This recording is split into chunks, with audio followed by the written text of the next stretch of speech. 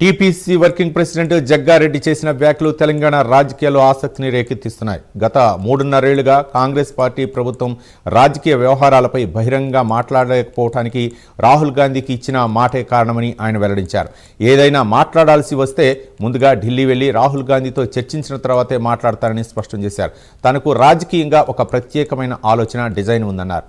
ఆ రాజకీయ డిజైన్ను నవంబర్ నెలలో ప్రజలకు వెల్లడిస్తారని ప్రకటించారు. తనకు కుటుంబం కంటే ప్రజలు, రాజకీయాలే ముఖ్యమని చెప్పారు. వచ్చే 3 నెలల్లో రాజకీయంగా మరింత స్పష్టత వస్తుందన్నారు జగ్గారెడ్డి. కిందట జూలై 30 తారీఖు లోపల నా మనసులో ఉన్నది మాట్లాడతా అనే మాట చెప్పడం జరిగింది. అది వాస్తవం కూడా. ఎందుకంటే నాకు కొంత ఏదైనా చెప్తే మాట్లాడే అలవాటు కూడా ఉంది నాకు.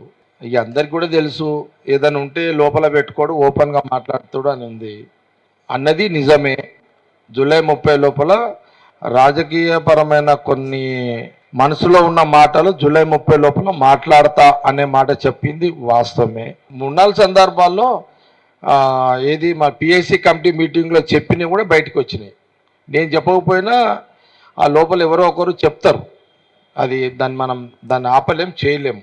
అందుకనే మీరు ఈ మధ్యలో చూడండి, మొన్న కూడా పిఎస్సి కమిటీ మీటింగ్ అయితే నేను పోలే. జూలై, ఆగస్ట్, సెప్టెంబర్, అక్టోబర్ ఈ 4 నెలల్లో కొంత రాజకీయపరమైన కొంత క్లారిటీ వస్తుంది నాకు. ఆ క్లారిటీ ఉంటే నవంబర్లో 2 రకాలుగా ఉంటాయి.